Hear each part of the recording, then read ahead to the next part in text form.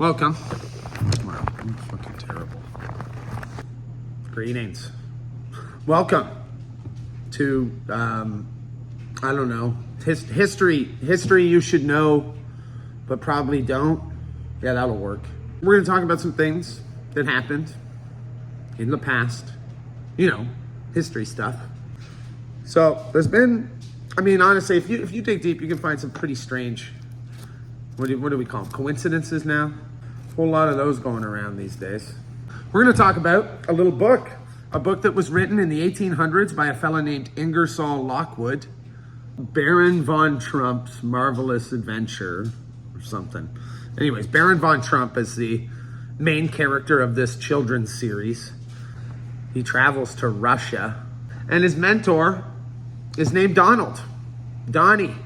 The character Baron von Trump also continually talks about how big his brain is and how smart he is. Actually, the character in the book actually has an enlarged head because his brain's so big. He also has a knack for coming up with personalized insults for nearly every person he meets throughout his travels. He's a womanizer.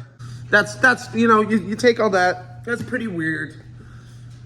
Probably just a coincidence, right? But probably nothing to it. And my phone just fell. Anyways, probably nothing to it, right? But you see, the thing is, the same guy, this Ingersoll Lockwood, he wrote another book called The Last President. And it's about a wealthy New York businessman who runs for president. This was written in 1901. 1901, by the way. So it was written in 1901. It's about a wealthy New York businessman who runs for president as an outsider candidate and wins. He also lives on Fifth Avenue, which is where Trump Towers is, for the record. Like the book starts off, the opening scene is how New York City is in an uproar because of this candidate winning, this outsider wealthy businessman candidate winning, and people saying that the country is going to be completely decimated and ended. Okay, I mean, what the fuck? Donald Trump's grandfather, it was either his grandfather or his father. I'll clarify here, but I'm going off the top right now. John Trump, who was, I believe he was an engineer, MIT professor, is his uncle. So Donald Trump's uncle, John Trump, was assigned by the US government after Nikola Tesla died to go through Tesla's estate. They were actually looking specifically for the death ray, the energized death ray that Tesla was working on before he died. So John Trump was the one that went through all of Tesla's stuff. So the theory goes that he found a time machine that Tesla made. But yeah, John G. Trump, Trump's uncle. Tesla, you know, the guy that created free electricity. We won't talk about that. Some people theorize that, yeah, the Trump family's got the Tesla time traveling machine, and they zipped on back to the 1800s to write a couple children's books. Doesn't really make sense. The book also contains like giant turtles, alternate dimensions. Yo, are we living in Stephen King's turtle dimension right now? Anyways, yeah, that one's just a trip. That was just a fun little ride through the land of what the fuck. Let's get into number 2. The second one on the docket, The Wreck of the Titan. You ever heard of that book? So it's called Futility or The Wreck of the Titan. Let me correct myself. I love that it's called Futility. So what is this about? What's this book about? This was written in 1898. Okay? It's about the largest ship in the world that was built in England. And it travels over the Atlantic and hits an iceberg and sinks.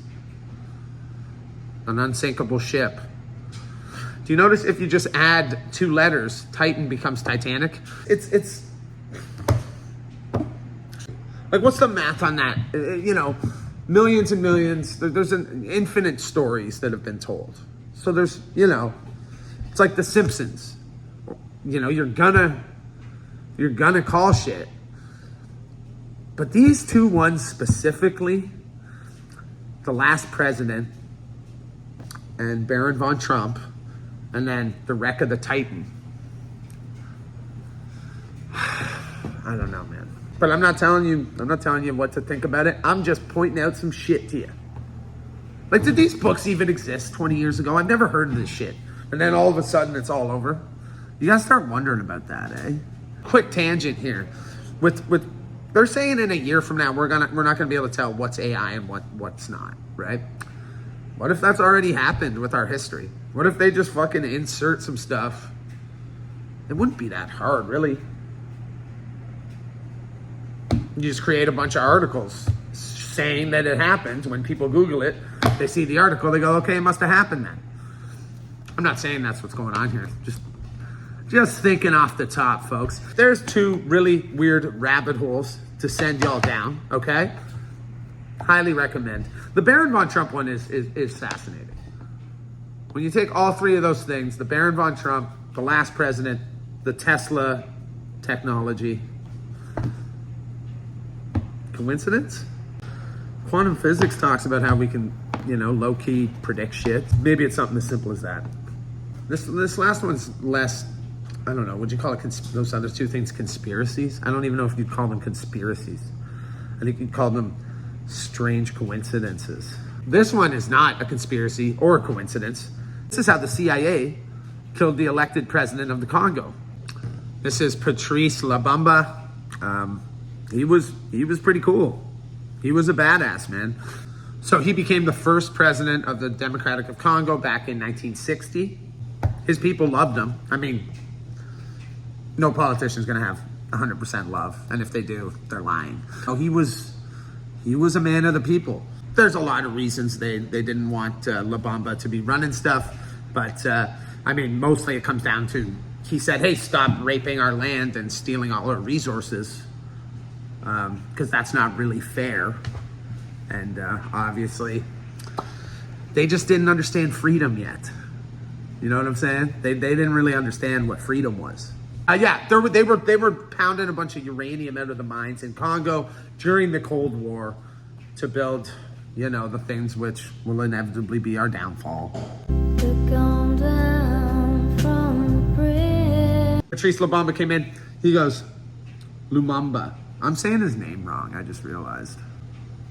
Lumumba. Whatever. I'm gonna leave all this in. Patrice, the president of the Congo, he was saying, yeah, that's enough of that. We are gonna become fully independent.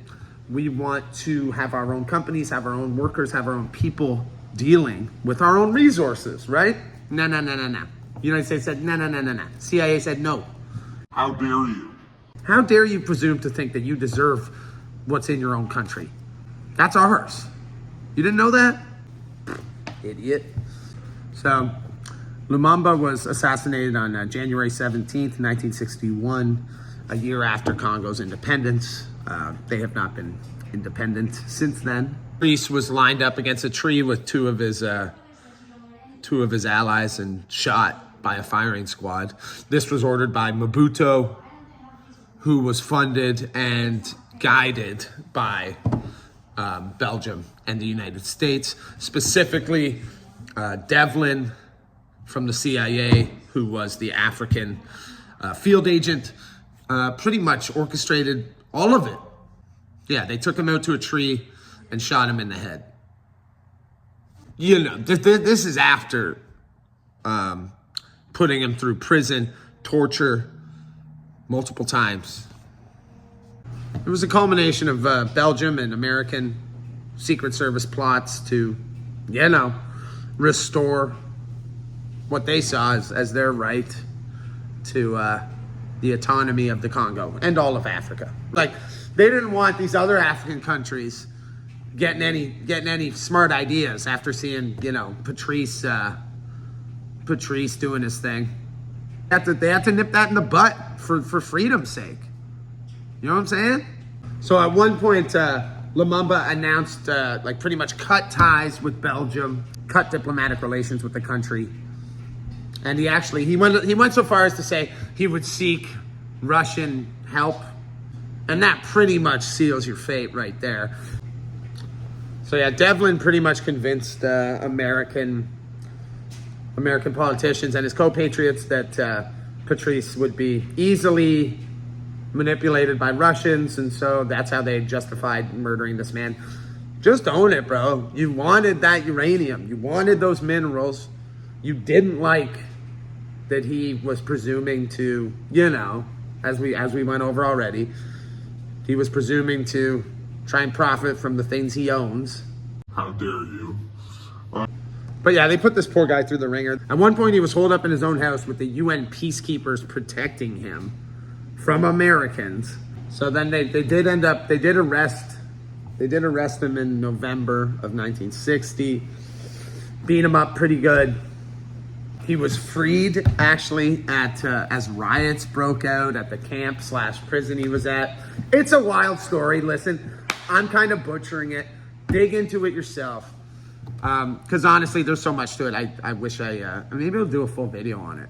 Maybe that's it. But I just wanted to let y'all know that the CIA been murdering foreign officials for a long time now, allegedly.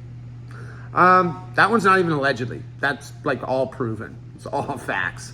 Anyways, that's it. I think that's it, fam. Those are 3 little chunks of history you should know, but probably don't. Kind of spooky. A little bit supernatural even. That's it. We're going to call it. We're going to call it right there. Oh yeah, one other thing. Henry Ford was a Nazi. Yeah. Oh, actually, also, he also, check out this. This is, I'll leave you with this little nugget to think about while you lie in bed tonight. So during World War II, Henry Ford, same with 3M, the company that poisoned all y'all with forever chemicals? Yeah, those guys. A lot of companies, it's General Electric, actually. Fucking potato, right? Anyways, Ford Motor Company built tanks and war machines for both sides throughout all World War II, as any good capitalist would do. At one point, America asked, Henry, can you please stop building German tanks? And he begrudgingly said, okay. After, I think it was 1942 or 1943. So he stopped building them for a year. After the war, Henry Ford sued the Allied forces for bombing his German factories. And he won that lawsuit. Yeah, he won that lawsuit. So your taxpayers' dollars paid Henry Ford as a sorry for blowing up his factories, which were killing them, killing Americans. Seems fair. Have a great night.